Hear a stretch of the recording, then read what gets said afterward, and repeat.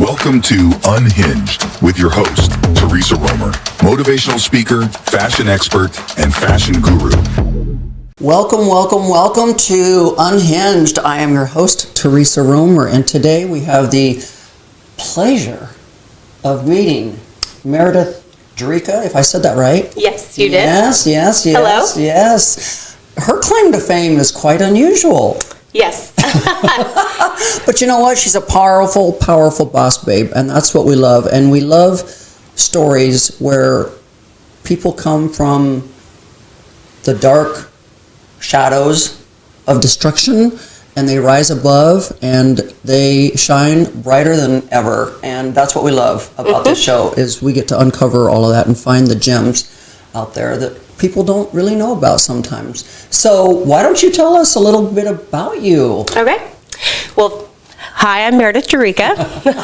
I'm a mom. I have 2 girls and a stepson and a stepdaughter. I grew up in Corpus Christi. I was a speech pathologist in Conroe, Texas for 10 years before I started what we called the bag thing, which was about 7.5 years ago. Did you ever get called the bag lady? Yes. I've been stopped in the Kroger and said, wait, are you the makeup junkie girl? And I'm like, oh my God, you know who I am? Right. So those little moments. But yeah, I worked for the schools for 10 years. I made a flat packing, leak resistant bag for my own toiletries and eyeshadow palettes and brushes. You know, those larger cosmetic items were hard to store. It's like the old days, a lipstick and a compact, those bags don't cut it anymore. We have artisan palettes now, and you know, today's mom glam, but when I'm full glam I need, you know, a bigger bag. So I just made it for myself, thinking nothing of it. Took it on a girls trip, and my friends were like, where did you get that bag? And I was like, I made it from Hobby Lobby fabric. 1.5 years later, I'm on Shark Tank doing $5 million a year in sales, and it just was a whirlwind. So how did you know where to find the leak-proof, waterproof resistant material? So I had just purchased a raincoat material from Hobby Lobby Conroe, and I thought that way I can clean it up if my palettes bust or my shampoo leaks. Right. And so on the exterior I put just anything that looked pretty and looked like it would be durable. So I purchased fabric from Hobby Lobby my first 6 months in business before I learned what buying in bulk was. I had no business background, no manufacturing. I was just a girl who made a cool bag in my house that everybody wanted. I put a picture on Facebook, and within the first month I got 700 orders just via Facebook Messenger. Good Lord. Yes, I had a house in Willis, Texas, and they were. Now, isn't it funny, you know, I'm an Instagram girl, and so I hardly do anything on Facebook. It's like more of a little, stay in connection with some family members or some friends or whatever, but it's interesting how Facebook is such a marketplace. Like so many companies, like they become so strong and powerful from Facebook. They do, very much. I think, especially that I made a free Facebook page. My initials were MJ, so I was like, oh, the Makeup Junkie bag. You know, now we know it's just a cool travel bag. It's not just for makeup. But it just, to this day, I'm still like, what just happened? I mean, we've sold almost 1 million Makeup Junkie bags. That's how many people, I tell my mom all the time, Mom, that's how many people are using these bags when they travel. Right. And that is just hard to grasp sometimes when you are just a regular person who just had an idea to help yourself solve your own problem. Right.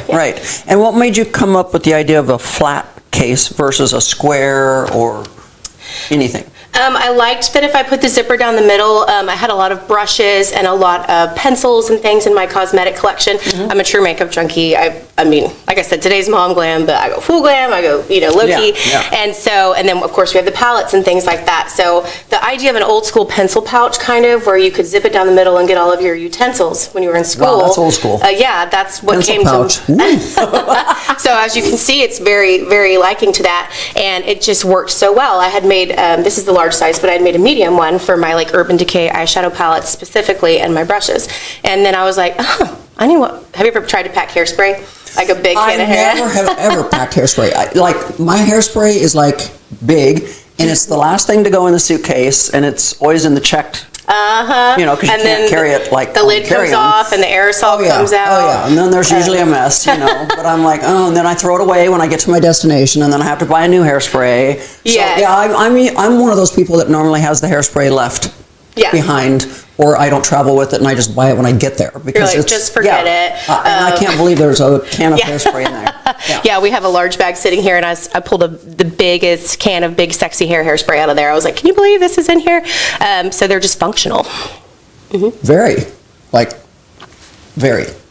I mean, like, so functional that when we unzipped it, I was like, good God, what is all of this in here? Like, that's just a ton. Yeah. Yes, it's one of those products if you look at it, it's like that flat bag, I have no clue what that is or why people love it so much. And then you use it one time. That's one of kind of our marketing angles is use it one time. I guarantee you'll be back for more. And not just as a gimmick, but as a true factual testimony that many people have. They love them. We have collectors of them. We have women that have over 1,000 in their collection. It's pretty cool. A little community we've built. Good Lord. And they hold so much. We were actually one of my first, the first time someone noticed me was a writer for USA Today bought one on my website. My first year in business, I was just selling on Facebook, and then I used my profits to have a website built, still working out of my home and my kitchen. Right. And she used one, and her shampoo busted. And she contacted us, and she was like, my whole suitcase was dry. Like, this is amazing. So she put me in USA Today's top 10 travel bags when I was just still a year in business out of my home. Yeah. And for high storage capacity, leak resistance, and taking up least space in a suitcase. So... yeah. Wow. Then we started growing from there. So everybody's got a backstory. So what makes your backstory so unique? I think, especially on a podcast like yours, the term perseverance comes up a lot. Right. And I think a lot of people who want to own a business or do own a business are faced with hardship, adversity, hurdles, whatever you want to call it. Right. I have realized today in my life that I have moved mountains. I have fought dragons. I have busted through walls. And sometimes when you're in the middle of those times, you don't realize what you're doing and how strong you are. And then the sun comes out and it's all over. And you're like, holy crap, I survived. Well, most people don't realize that life isn't all about always being on top of the mountain. Mm-hmm. A lot of times you got to go in those dark, deep valleys. And then when you do get on that mountaintop, you're like, wow, look what I just went through. Yeah. I'm stronger than I ever knew. It gives you gratitude, gives you appreciation for things you didn't appreciate before. Mm-hmm. I feel like a different person than I was even 7-8 years ago, just because of the things that have happened the last several years, good and bad. So right when you were like popping and becoming famous and doing so well, doing so well, you had something horrible happen. Yeah, I had a very 2019 to 2020 was a trying time for a lot of people in the world. At that time, I also, my husband at the time and I went through a divorce. Mm-hmm. And in the state of Texas, of course, you have to divide assets equitably. So despite having... payday for him, right? No shade, obviously, but he lives a very comfortable life, and I didn't want to give up any portion of my company. So, when you put cherries in a bucket when you're dividing assets, I had to put cherries over here and over there after, they evaluate your company and see what it's worth. Right. And all I knew was I, was a good mom. I had great friends, I had a great family, and I wanted my company because I had worked so hard. How much behind the scenes work did he do? He was not very involved. That's what I'm saying. It's kind of sad. I understand, give up half in the state of Texas, but it's kind of sad that your partner or your husband or wife or whatever gets half when they really didn't have a thing to do with what you did. Yeah, it was very hard. I went from, I joke like, okay guys, I was a millionaire, but definitely climbing my way back to that very quickly. Right. And then I went from that to being in a rented townhouse, and I have 2 beautiful daughters, and that separation of family was the best for our family. Right. However, it made me have to almost start from scratch. Right. And 6 months after that happened, the world shut down because of COVID. So our sales didn't just decline slowly, they fell off a cliff. Yes. As we were a luxury item. Right. And I had a huge operation after Shark Tank. We were cranking them out made in Texas. They are still made in Texas, actually. about 20 minutes from here. Hey, neighbor, can I have some sugar? Hey. About 20 minutes away. And then also, because I had filed for my patent, there were people seeing the success of the bag style and starting to make replicas. So we were in an infringement lawsuit as well. And I just remember those three things happened at once. And I just remember being pretty much on my knees, metaphorically, triple whammy. and saying, Yeah. if I survive this year, Yeah. I am like a cockroach. I cannot be destroyed. And I did survive through a lot of tears and moments where I questioned if it would be okay. Right.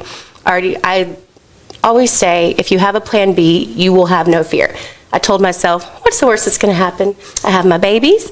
I'll go get another speech pathology job like I did before this, and I'll start something new.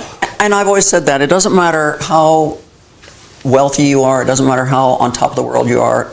A lot of things can happen in life. And I'm one of those people that's not afraid to start over. I'm like, you know what? If I have to go back to driving a Volkswagen Beetle and living in a 500 square foot apartment, I can do it. I can start over, and I'll kick ass and take names and be back on top again. Yeah. And with so much more knowledge. I mean, it's so cliche. If I had known then what I know now, you know, but it's so true, because I would love to start over with what I know now. But yeah, and so after all of that passed and the dust settled, I had some decisions to make. I'm a debt-free company. I have no investors. So I had some decisions to make after the dust settled from those three very hard things that year. Obviously, we were still feeling the effects of COVID. I started reaching out to these online boutiques where the girls were selling the boutique items from their clothes as the brick and mortar stores were shut down. We saw huge success with that. We were moving several thousand makeup bags in an hour on Facebook Lives. And then I saw the break in the clouds with my business. The sun started to peek through. Yes, it did. And then, you know, my cash assets were gone due to, you know, me having to buy out half the company to maintain ownership. And so I'm a debt-free company. I'm an investor-free company. I was on Shark Tank, and we did not go through with the deal. I wanted to continue manufacturing in Houston, and Lori Grenier, who was to be my Shark partner, is so fantastic. They encouraged me to get on a Shopify website that I have now, because I was on kind of a cruddy one before. She's just so supportive and sweet. I actually went to a party in LA with her 2 years after the episode, despite not signing our contract. So let's go back. How hard do you think it was to get on Shark Tank? There were 40,000 applicants for my season, and about 100 of us made it to Los Angeles. So the odds are not very good if you look at the amount of applications.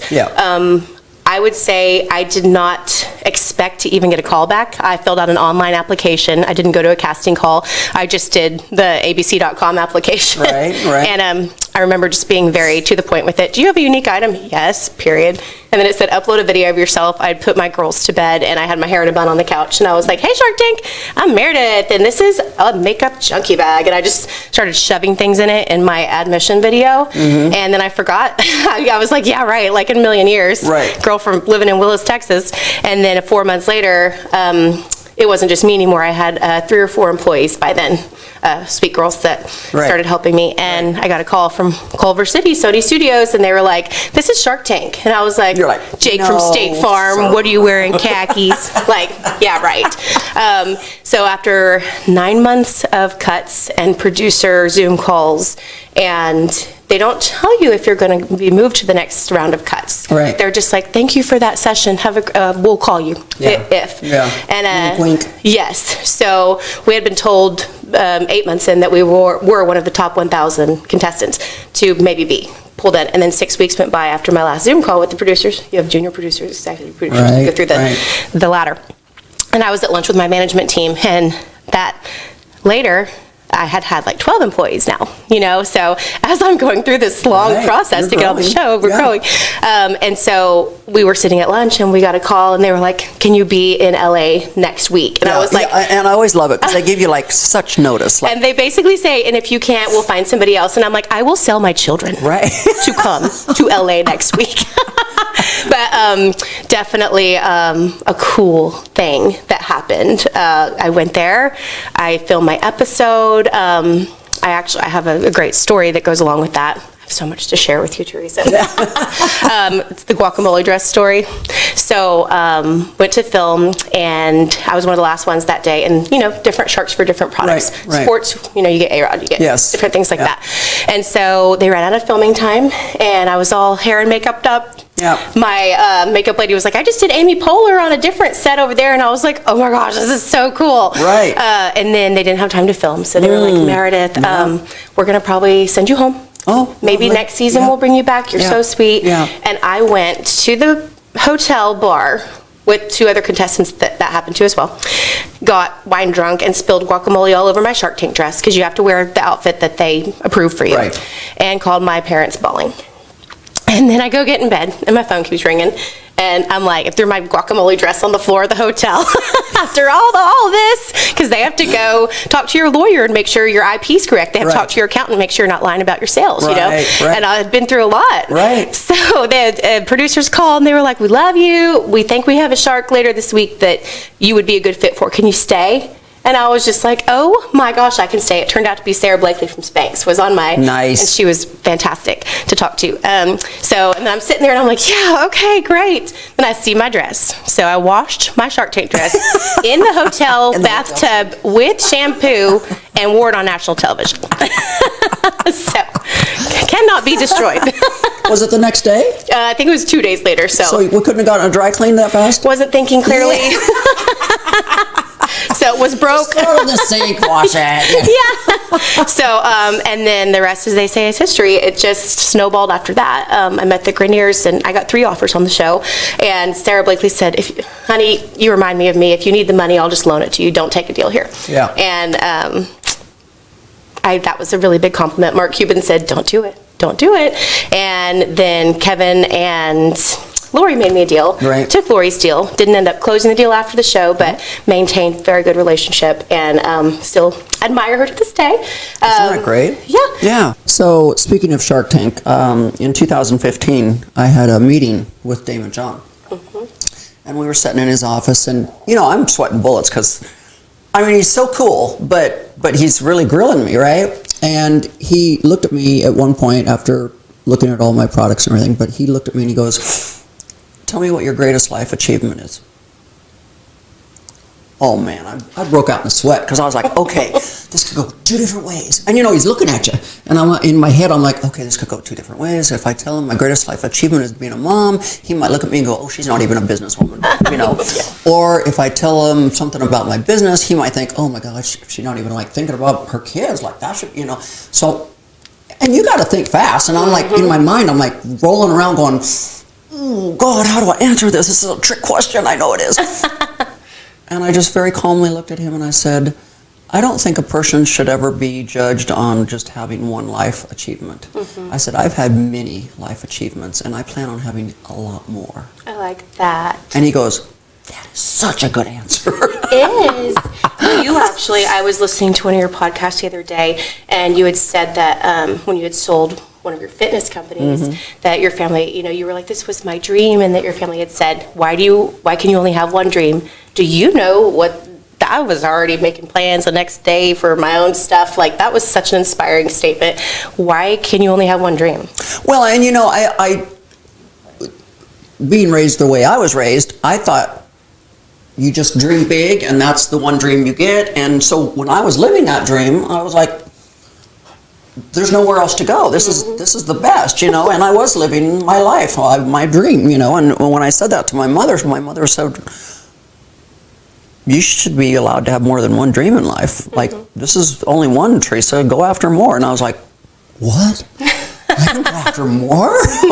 Wait, people do that? Same. No, I just, because my whole life I had only just seen people get to a certain point and that's where you just stayed, So I thought, this is it, But when she said, you're allowed to have more than one dream in life, go after as many as you want, I was like, what? I think that's a great point that a lot of people don't think about. They talk about going parallel. If you become good at one thing, don't go horizontal, go up with it. So then I looked at my fabric that I had left over from previous bag launches, and I made Fabric Chick. That's my second company. Right. And I LLC'd all 3 companies separately, so they were protected from each other no matter what. Right. And if one went under, I still had the others. Right. So, and then made manjunklifestyle.com its own. That's the men's version of what I do for the women's travel bags.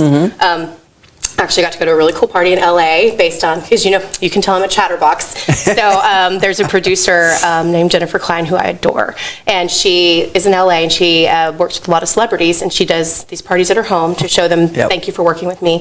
And she lets people give little gifts. Well, after Shark Tank, she was like, do you want to mail me a box of gifts? And I was like, oh, I can't come to the party. And she's like, no, I only have room for a few people. It's my house is, only so much square footage. So it was right on Sunset there in LA. And then one year, somebody couldn't make it, one of the vendors passed out, and she was like, do you want to come to the party? There you go. And here we go again. Yes, I will sell my children to come to this party.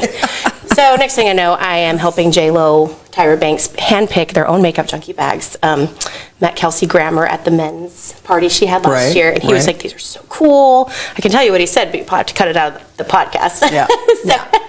He told me what he was going to put in his special treats and stuff like that. But all these things started happening because of a flat bag.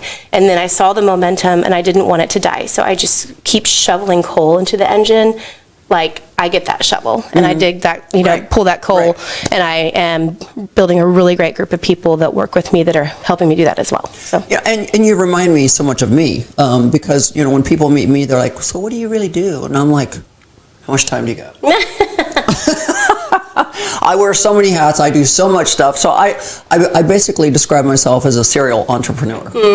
Because whether it's real estate or products or filming or whatever, like I'm just like all over the place. And so my best description of myself would be serial entrepreneur. And you just sound like you're cut from the same cloth. I know, and I have 20 more ideas that we. And it's funny because when I was a speech therapist, I was talking to our friend Monette over here that I'm working on my book right now, and I'm like, I have this whole mindset. Why not? Says who? Yeah. I could never write a book. That's for important people. Says who? Yeah. I'm on my 4th book right now, so I'm like. Hold my box wine and watch this, So, and then a chapter in my book was talking about when I was a speech pathologist. I went to work. I knew my hours. I knew my exact paycheck. I worked hard, and I was good at it. But I got my paycheck every month. How is what I'm doing now any different? I work hard. I do 5 different things, but I get my paycheck every month and feed my family. And I just tell people, why should I work for you 8 hours a day when I can work for myself 16 hours a day?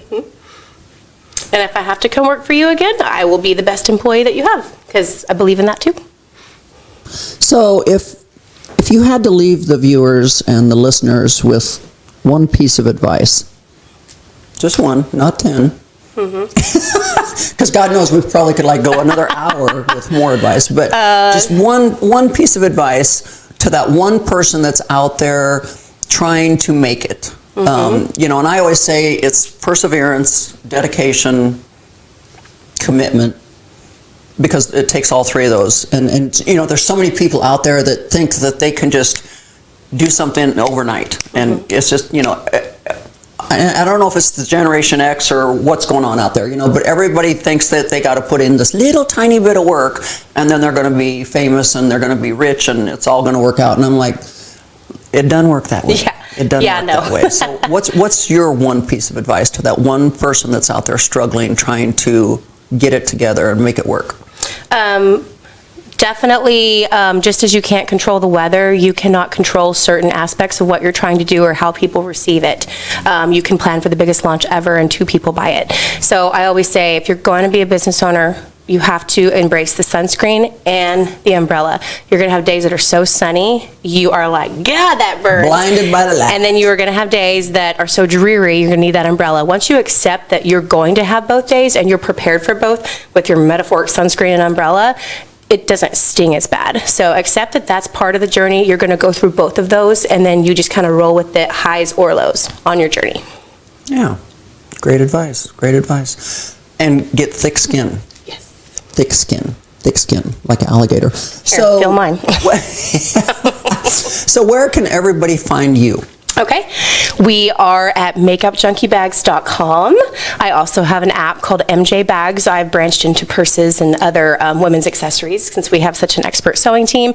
As of February 1st, you can find our custom Buc-ee's bags at Buc-ee's Travel Stop. And for all you listeners that don't know who Buc-ee's is, come to Texas. Yeah, so, and you can also find them online. We are in an array of boutiques, gift shops, salons. They hold so many hair care products in the large size, so they travel so well that we're in a ton of salons that can be found on Google as well. There you go. There you go. Well, thank you so much, Meredith, for being our guest today and sharing your story and overcoming all the odds to be back on top again. Yes, thank you for having me, and I really enjoyed this very much. I love your podcast and all of the people that you interview, and I take pieces from everything I listen as an entrepreneur and do something valuable with it. So I hope that I said one thing today that would help somebody else as well to pay it forward. Yeah, thank you. Once again, you're listening to Unhinged with Theresa Roemer.